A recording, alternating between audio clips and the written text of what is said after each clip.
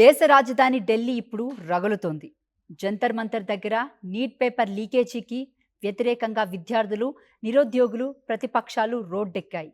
విద్యాశాఖ మంత్రి ధర్మేంద్ర ప్రధాన్ రాజీనామా చేయాలంటూ కాక్రోచ్ జనతా పార్టీ ఆధ్వర్యంలో నిరసన జ్వాలలు ఎగసిపడుతున్నాయి.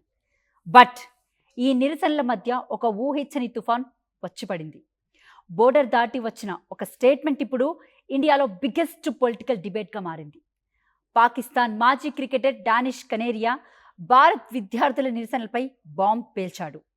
ఇదొక సర్కస్, ఇదొక తమాషా, ఇండియాలో జరిగే ప్రతి ప్రొటెస్ట్కి ఒకే స్క్రిప్ట్ ఉంటుంది అంటూ డానిష్ కనేరియా చేసిన ట్వీట్ ఇప్పుడు సోషల్ మీడియాను షేక్ చేస్తుంది. అసలు ఒక పాక్ మాజీ క్రికెటర్కి మన దేశంలో జరిగే నిరసనలతో ఏంటి సంబంధం? ఇండియాలో నిరసనకారులు శ్రీరాముడిని, ప్రధాని మోదీని, ఆయన తల్లిని, హిందుత్వాన్ని ఎందుకు తిడుతున్నారంటూ కనేరియా చేసిన వ్యాఖ్యలు వెనుక ఉన్న రహస్యం ఏంటి? ఇది కేవలం నిరసన మాత్రమేనా, లేక దీని వెనుక నేపాల్ తరహా కుట్రకోణం ఉందా? గత కొన్ని రోజులుగా ఢిల్లీ వీధులు అట్టడుగుతున్నాయి. మోదీ ప్రభుత్వంలో నీట్ ప్రశ్నాపత్రాల లీకేజీ జరిగిందంటూ, విద్యార్థుల జీవితాలతో ఆడుకుంటున్నారంటూ కాక్రోచ్ జనతా పార్టీ, నిరుద్యోగులు, విద్యార్థి సంఘాలు బగ్గుమన్నాయి. ఈ నిరసనలకు కాంగ్రెస్ పార్టీతో పాటు దేశవ్యాప్తంగా విపక్షాలు ఫుల్ సపోర్ట్ ప్రకటించాయి. విద్యాశాఖ మంత్రి ధర్మేంద్ర ప్రధాన్ తక్షణమే రాజీనామా చేయాలంటూ డిమాండ్ పెరిగింది. అయితే శాంతియుతంగా సాగాల్సిన ఈ నిరసనలు క్రమంగా ఉద్రిక్తంగా మారాయి.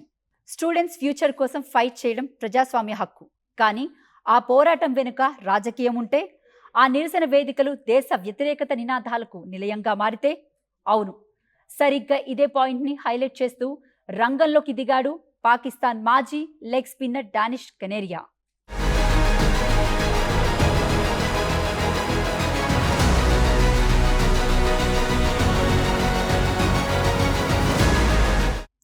పాక్ నేషనల్ టీంకు ఆడిన క్రికెటర్లలో డానిష్ కనేరియా ఒకరు. 61 టెస్టుల్లో 261 వికెట్లు తీసి రికార్డులు సృష్టించిన ఈ మాజీ స్పిన్నర్ సోషల్ మీడియాలో చేసిన కామెంట్స్ ఇప్పుడు ఇండియన్ పాలిటిక్స్లో రచ్చలేపుతున్నాయి. అసలు కనేరియా తన ఎక్స్ ఖాతాలో ఏమన్నాడో ఒకసారి క్లియర్గా చూద్దాం. భారత్లో జరిగే ప్రతి నిరసనకు ఒక రకమైన స్క్రిప్ట్ ఉంటుంది.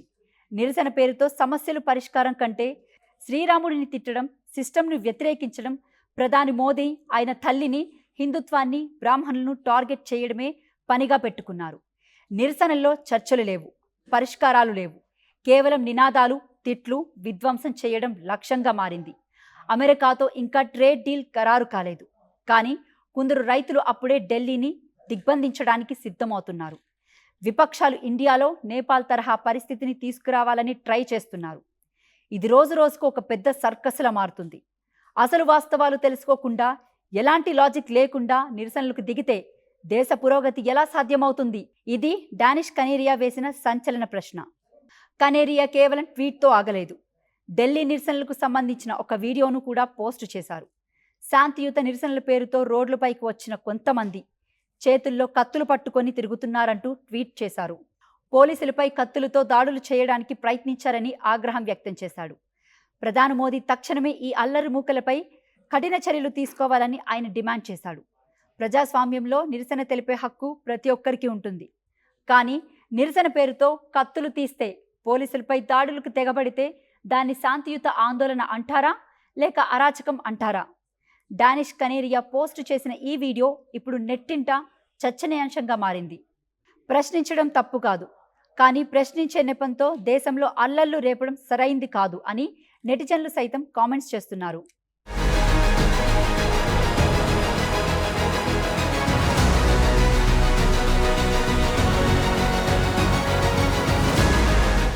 ఇప్పుడు చాలా మందికి వచ్చే డౌట్ ఒక్కటే, అసలు ఈ డానిష్ కనేరియా ఎవరు? పాకిస్తానీ అయ్యుండి భారత్కు సపోర్ట్గా, మోదీ ప్రభుత్వానికి మద్దతుగా ఎందుకు మాట్లాడుతున్నాడు? దీని వెనుక ఉన్న ఫ్లాష్ బ్యాక్ ఏంటో చూద్దాం.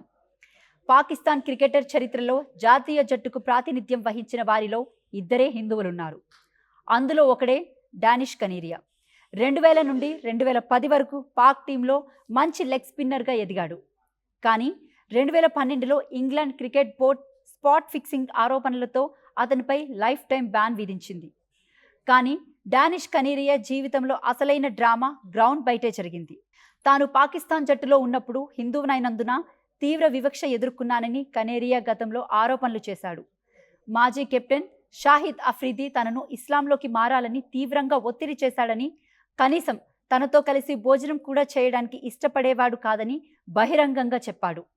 తన మాతృదేశంలో హిందువుగా వివక్షను అనుభవించిన కనేరియా గత కొంతకాలంగా భారత్లోని పరిణామాలపై, సనాతన ధర్మంపై, ప్రధాని మోదీ నిర్ణయాలపై అనుకూలంగా స్పందిస్తూ వార్తల్లో నిలుస్తున్నాడు. డానిష్ కనేరియా కామెంట్లతో ఇప్పుడు ఇండియాలోని సోషల్ మీడియా రెండుగా విడిపోయింది. ఒక పక్క తీవ్ర ఆగ్రహం, మరో పక్క సపోర్ట్. ఒక పాకిస్తానీ అయి ఉండి భారతీయ విద్యార్థుల ఆందోళన, డెమోక్రటిక్ ప్రొటెస్ట్ అవహేళన చేస్తావా అని కొందరు భారత నెటిజన్లు కనేరియాపై విరుచుకుపడుతున్నారు. మన దేశంలో అంతర్గత విషయాల్లో జోక్యం చేసుకోవడానికి నువ్వెవరివి అని ప్రశ్నిస్తున్నారు. అయితే మరో వర్గం కనేరియా వ్యాఖ్యలను సమర్థిస్తుంది. కనేరియా చెప్పిన దాంట్లో తప్పేముంది? నీట్ పేపర్ లీక్పై పోరాడాల్సింది పోయి ప్రధాని తల్లిని, హిందుత్వాన్ని, రాముడిని ఎందుకు తిడుతున్నారు? నిరసనల పేరుతో రాజకీయం చేస్తున్న ప్రతిపక్షాల ముసుగును కనేరియా సరిగ్గా బయటపెట్టాడని అతని సపోర్టర్స్ అంటున్నారు. సమస్య నీటి పరీక్ష పేపర్ లీకేజీ, కానీ చర్చ మాత్రం రాముడు, మోదీ, హిందుత్వం చుట్టూ తిరుగుతుంటే ఇది విద్యార్థుల పోరాటమా లేక రాజకీయ కక్ష సాధింపా? ఏది ఏమైనా జంతర్ మంతర్ వద్ద జరుగుతున్న నీట్ నిరసనలు ఇప్పుడు కేవలం విద్యార్థుల సమస్యగానే మిగలలేదు. ఇటు కాంగ్రెస్ జనతా పార్టీ, అటు కాంగ్రెస్, ఇటు ప్రతిపక్షాల మద్దతుతో ఇది బిగ్ పొలిటికల్ బ్యాటిల్గా మారింది. విద్యార్థులకు న్యాయం జరగాలి, పేపర్ లీకేజీలకు బాధ్యులైన వారిపై కఠిన చర్యలు తీసుకోవాలి. ఇందులో ఎలాంటి సందేహం లేదు. కానీ అదే సమయంలో నిరసనల పేరుతో దేశంలో అరాచకం సృష్టించే ప్రయత్నం జరుగుతుందా? డానిష్ కనేరియా అన్నట్లుగా దీని వెనుక ఏదైనా పెద్ద స్క్రిప్ట్ ఉందా అనేది ఇప్పుడు $1 మిలియన్ ప్రశ్న. ఈ వివాదంపై మీ అభిప్రాయం ఏంటి? డానిష్ కనేరియా చేసిన ఈ వ్యాఖ్యలు కరెక్టేనా లేక భారతీయ నిరసనలపై ఒక పాక్ మాజీ క్రికెటర్ మాట్లాడడం తప్ప? కింద కామెంట్ సెక్షన్లో కామెంట్ చేయండి.